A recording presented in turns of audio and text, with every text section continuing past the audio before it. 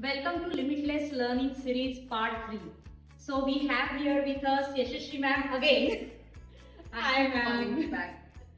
So many parents, they have this query that how can I make my child more cooperative and helpful? So any tips for that please? Okay, so this is something that is a big question mark for all the parents, mummies and daddies included. That how can I tell my child that please cooperate with me? So what can I give you some simple tips that involve them in all the activities that you are doing, maybe some household tasks.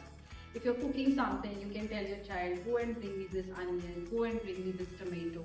If you're going for shopping, you can tell the child that bring my shopping basket or bring the shopping trolley. So once he's involved in all the activities and he knows that yes, mommy and daddy are looking for my help, then he will also be helpful to you. You'll Feeling cooperate. of Yes. involvement. He will say, what next? What to do next? Then you will also wonder what to tell him what to do next. But then if you tell him that, he'll definitely be involved in all the activities. And you can also involve them in different playtime activities with different children where they know that when they are in a group setting, they have to know that sharing is caring, and always positively reinforce all their feelings and emotions that you have. Praise them every time when they do something good.